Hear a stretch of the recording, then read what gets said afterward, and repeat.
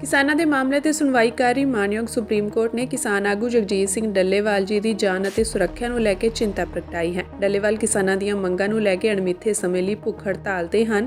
Supreme court ਨੇ ਪੰਜਾਬ ਸਰਕਾਰ ਨੂੰ ਮਰਨ ਵਰਤੇ ਬੈਠੇ ਜਗਜੀਤ ਸਿੰਘ ਡੱਲੇਵਾਲ ਨੂੰ ਲੈ ਕੇ ਝਾੜ ਪਾਈ ਹੈ। ਨਾਲ ਹੀ ਸੁਪਰੀਮ ਕੋਰਟ ਨੇ ਪੰਜਾਬ ਸਰਕਾਰ ਨੂੰ ਨਿਰਦੇਸ਼ ਦਿੰਦੇ ਹੋਏ ਕਿਹਾ ਕਿ ਡੱਲੇਵਾਲ ਦੀ ਡਾਕਟਰੀ ਸਹਾਇਤਾ ਯਕੀਨੀ ਬਣਾਉਣ ਲਈ ਸਾਰੇ ਕਦਮ ਚੁੱਕੇ ਜਾਣ। ਕਿਸਾਨ ਆਗੂ ਡੱਲੇਵਾਲ 26 ਨਵੰਬਰ ਤੋਂ ਖਨੌਰੀ ਸਰਹੱਦ ਤੇ ਅਣਮਿੱਥੇ ਸਮੇਂ ਲਈ ਭੁੱਖ ਹੜਤਾਲ ਤੇ ਹਨ। ਉਹ ਕੇਂਦਰ ਸਰਕਾਰ ਨੂੰ ਕਿਸਾਨਾਂ ਦੀਆਂ ਮੰਗਾਂ ਮੰਨਣ ਦੀ ਅਪੀਲ ਕਰ ਰਹੇ ਹਨ, ਜਿਸ ਵਿੱਚ ਫਸਲਾਂ ਦੇ ਘੱਟੋ-ਘੱਟ ਸਮਰਥਨ ਮੁੱਲ ਦੀ ਕਾਨੂੰਨੀ ਗਰੰਟੀ ਵੀ ਸ਼ਾਮਿਲ ਹੈ। ਸੁਪਰੀਮ ਕੋਰਟ ਨੇ ਪੰਜਾਬ ਸਰਕਾਰ ਨੂੰ ਪੁੱਛਿਆ ਕਿ ਡੱਲੇਵਾਲ ਨੂੰ ਅਜੇ ਤੱਕ ਹਸਪਤਾਲ ਵਿੱਚ ਭਰਤੀ ਕਿਉਂ ਨਹੀਂ ਕਰਵਾਇਆ ਗਿਆ। ਜੇਕਰ ਕਾਨੂੰਨ ਵਿਵਸਥਾ ਦੀ ਗੱਲ ਹੈ ਤਾਂ ਇਸ ਨੂੰ ਸਖਤੀ ਨਾਲ ਨਜਿੱਠਿਆ ਜਾਣਾ ਚਾਹੀਦਾ ਹੈ। ਉਹਨਾਂ ਨੇ ਇਹ ਵੀ ਕਿਹਾ ਕਿ ਇਹ ਕਿਸੇ ਵਿਅਕਤੀ ਦੀ ਜ਼ਿੰਦਗੀ ਦਾ ਸਵਾਲ ਹੈ। ਸੁਪਰੀਮ ਕੋਰਟ ਨੇ ਇਹ ਵੀ ਕਿਹਾ ਕਿ ਸਿਹਤਯਾਬ ਹੋਣ ਮਗਰੋਂ ਡੱਲੇਵਾਲ ਨੂੰ ਵੀ ਸੁਣਵਾਈ ਦਾ ਹਿੱਸਾ ਬਣਾਇਆ ਜਾਵੇਗਾ। ਵੀਡੀਓ ਕਾਨਫਰੰਸ ਰਾਹੀਂ ਡੱਲੇਵਾਲ ਨੂੰ ਸੁਣਵਾਈ ਵਿੱਚ ਸ਼ਾਮਿਲ ਕੀਤਾ ਜਾਵੇਗਾ। ਪੰਜਾਬ ਸਰਕਾਰ ਨੂੰ ਕੱਲ੍ਹ ਤੱਕ ਸਾਰੇ ਹਾਲਾਤਾਂ ਸੰਬੰਧੀ ਦਸਤਾਵੇਜ਼ ਦੇਣੇ ਹੋਣਗੇ। ਇਸ ਤੋਂ ਇਲਾਵਾ ਸੁਪਰੀਮ ਕੋਰਟ ਨੇ ਪੰਜਾਬ ਦੇ ਡੀਜੀਪੀ ਗੌਰਵ ਯਾਦਵ ਨੂੰ ਭਲਕੇ ਹੋਣ ਵਾਲੀ ਸੁਣਵਾਈ ਦੌਰਾਨ ਆਨਲਾਈਨ ਪੇਸ਼ ਹੋਣ ਦੇ ਹੁਕਮ ਦਿੱਤੇ ਹਨ। ਦੱਸਣਯੋਗ ਹੈ ਕਿ ਸੁਪਰੀਮ ਕੋਰਟ ਵਿੱਚ ਹੁਕਮਾਂ ਦੀ ਉਲੰਘਣਾ ਪਟੀਸ਼ਨ ਪਾਈ ਗਈ ਸੀ, ਜਿਸ ਤੇ ਸੁਪਰੀਮ ਕੋਰਟ ਵਿੱਚ ਸੁਣਵਾਈ ਹੋਈ ਹੈ।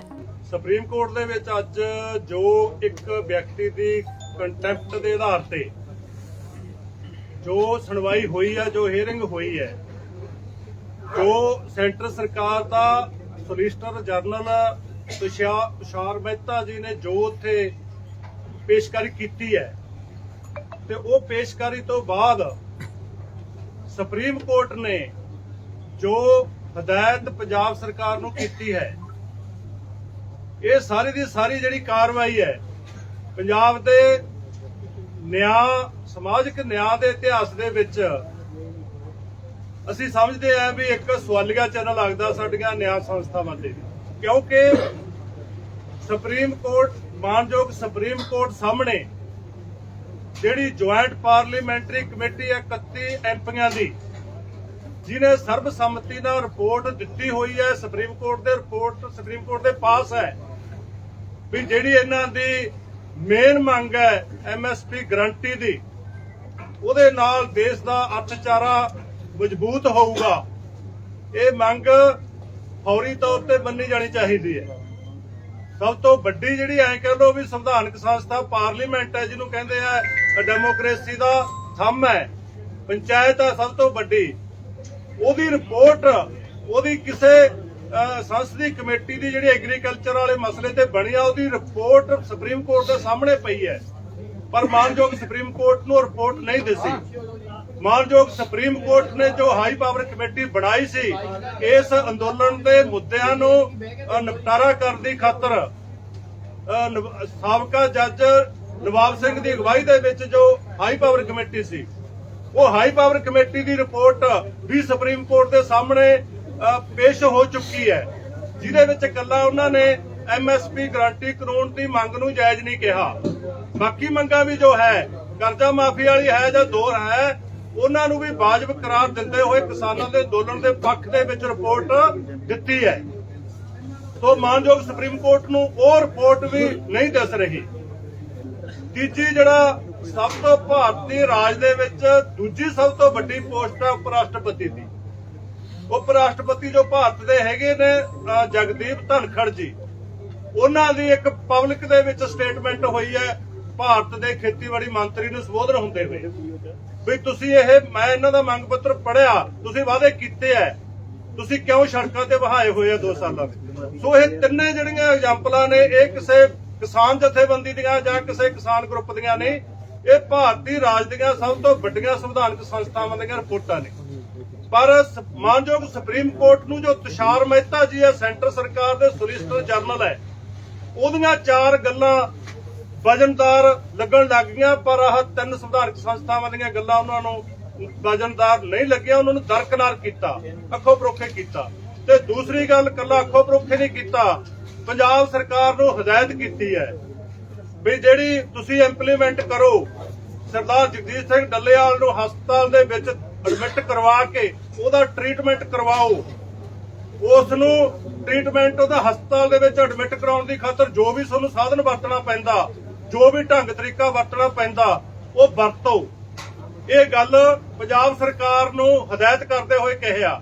ਪੰਜਾਬ ਸਰਕਾਰ ਦੇ ਅਧਿਕਾਰੀ ਆਏ ਆ, ਪੁਲਿਸ ਦੇ ਅਧਿਕਾਰੀ ਆਏ ਅੱਜ, ਉਹਨਾਂ ਨੇ ਇੱਥੇ ਤੱਕ ਕਿਹਾ ਵੀ ਸਾਨੂੰ ਟਾਈਮ ਵੀ ਬਾਉਂਡ ਕਰਤਾ ਵੀ ਕੱਲ ਨੂੰ 1 ਵਜੇ ਤੱਕ ਤੁਸੀਂ ਇਸ ਮਾਮਲੇ ਦੇ ਵਿੱਚ ਕੀ ਕਾਰਵਾਈ ਕੀਤੀ ਹੈ ਜੋ ਤੁਹਾਨੂੰ ਸੁਪਰੀਮ ਕੋਰਟ ਨੇ ਹਦਾਇਤ ਕੀਤੀ ਹੈ, ਉਹ ਸਾਨੂੰ 1 ਵਜੇ ਤੱਕ ਉਹਦੀ ਜਿਹੜੀ ਰਿਪੋਰਟ ਹੈ ਉਹ ਇੱਥੇ ਸੁਪਰੀਮ ਕੋਰਟ ਦੇ ਵਿੱਚ ਆਉਣੀ ਚਾਹੀਦੀ ਹੈ। ਟਾਈਮ ਬਾਉਂਡ ਕਰਕੇ ਪੂਰੀ ਟਾਈਟ ਕੀਤੀ ਹੈ ਚੂੜੀ।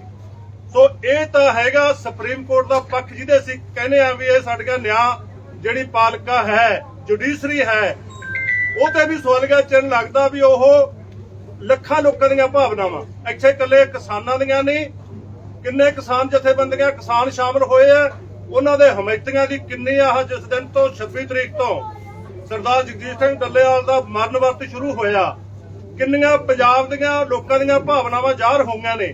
ਇੱਥੋਂ ਉਹਨਾਂ ਦਾ ਅੱਡ-ਅੱਡ ਤਰੀਕਿਆਂ ਨਾਲ ਸਮਰਥਨ ਦੇ ਰੂਪ 'ਚ, ਮੈਨ ਪਾਵਰ ਦੇ ਰੂਪ ਦੇ ਵਿੱਚ, ਸਹਾਇਤਾ ਦੇ ਰੂਪ ਦੇ ਵਿੱਚ, ਫੰਡ ਦੇ ਰੂਪ ਦੇ ਵਿੱਚ, ਜਿਹੜੀਆਂ ਕੌਮਾਂਤਰੀ ਪੱਧਰ ਤੇ ਇੰਟਰਨੈਸ਼ਨਲ ਪੱਧਰ ਤੇ ਕੋਈ NRI ਹੈ, ਉਹ ਲਗਾਤਾਰ ਇਸ ਅੰਦੋਲਨ ਦੇ ਪੱਖ ਦੇ ਵਿੱਚ ਆਪਣੀ ਆਵਾਜ਼ ਉਠਾ ਰਹੇ ਹੈ। ਉਹ ਸੰਡੇ ਸੈਚਰਡੇ ਨੂੰ ਪ੍ਰਦਰਸ਼ਨ ਕਰਕੇ ਇਸ ਘੋਲ ਦੇ ਵਿੱਚ ਆਪਣੀ ਆਵਾਜ਼ ਸ਼ਾਮਲ ਕਰ ਰਹੇ ਹੈ।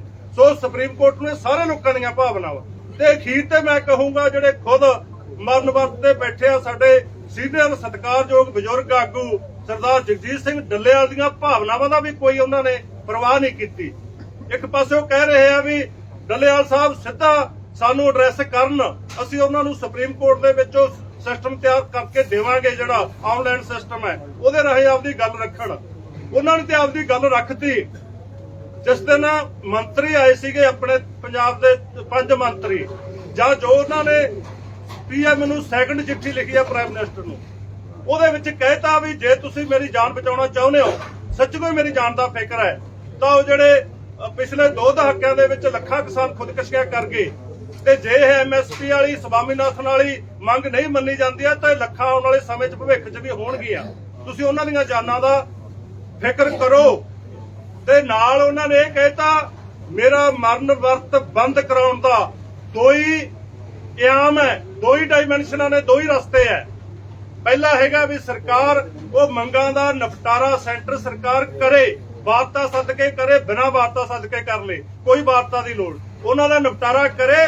ਜੇ ਉਹਨਾਂ ਦਾ ਜਾਇਜ਼ ਨਿਪਟਾਰਾ ਹੁੰਦਾ ਮੰਗਾਂ ਦਾ ਤਾਂ ਮੈਨੂੰ ਮਰਨ ਵਰਤ ਛੱਡਣ ਦੇ ਵਿੱਚ ਕੋਈ ਪ੍ਰੋਬਲਮ ਨਹੀਂ, ਲੋਕਾਂ ਦੀ ਮੰਗ ਮੰਨੀ ਜਾਊਗੀ, ਮੈਂ ਮਰਨ ਵਰਤ ਬੰਦ ਕਰ ਦੂੰਗਾ।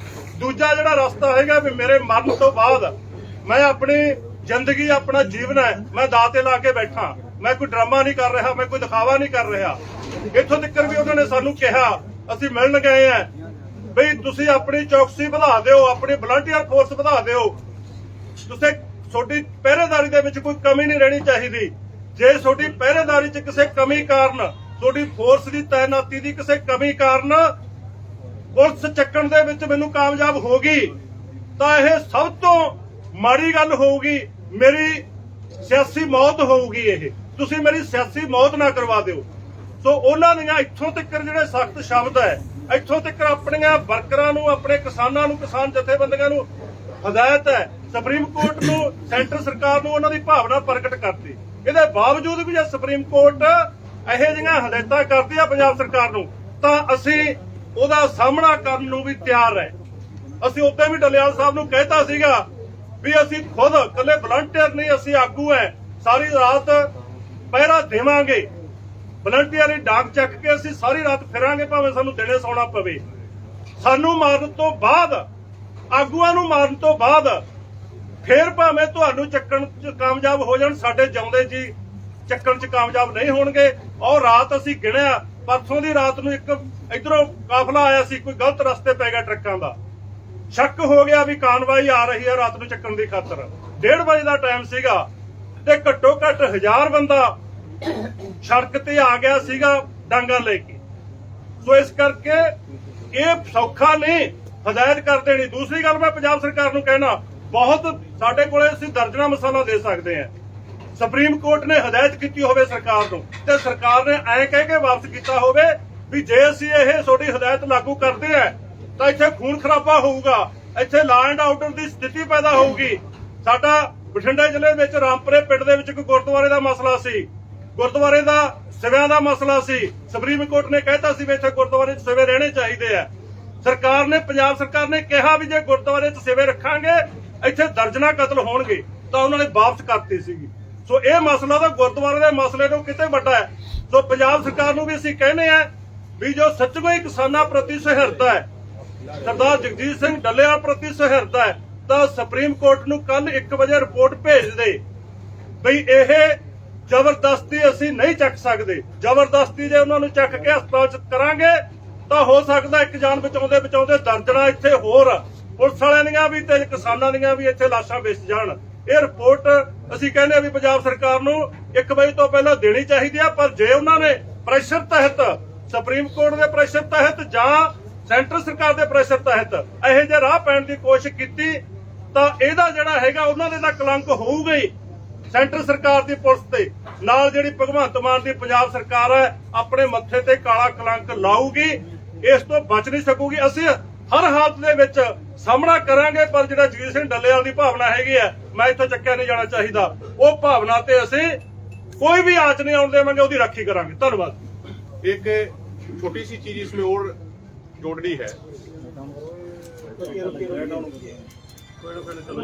अभी जो एक महत्वपूर्ण पहलू और है, गुरजीत कुल जी ने भी रखा, एक नरेटिव पेश किया जाता है पूरे देश में कि किसान बहुत अड़ियल है, खासकर एक राजनीतिक वर्ग के बीच में ये नरेटिव पेश करने की कोशिश करी जाती है।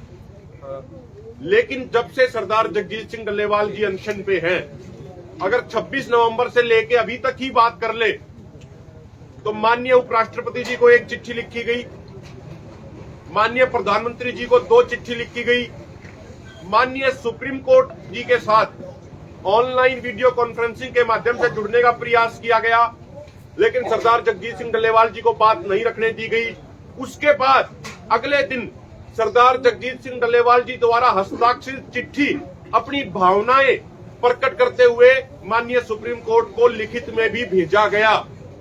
लेकिन आज जो रुख है, जो बिल्कुल क्लियर दिख रहा था सुप्रीम कोर्ट की सुनवाई के दौरान, उसे स्पष्ट हो गया कि किसान कोई अड़ियल रुख नहीं अपना रहे। अगर आज हमारे मुल्क में, हमारे देश में कोई अड़ियल रुख अपना रहा है किसानों के मुद्दे पे, तो वो केंद्र सरकार है। ये ध्यान रखना चाहिए कि जो 31 मेंबर पार्लियामेंट की ज्वाइंट कमेटी ऑन एग्रीकल्चर है, उसमें मेजॉरिटी सत्ता पक्ष के सांसद हैं, उन्होंने भी सर्वसम्मति से रिपोर्ट दी है कि एमएसपी गारंटी कानून होना चाहिए। तो अब देश को यह समझने की जरूरत है कि अड़ियल स्टैंड, रिजिड स्टैंड कौन अपना रहा है। ठीक है, देखिए, 2 रिपोर्ट की जहां तक बात है उस पर हम विस्तृत से कल बात रखेंगे।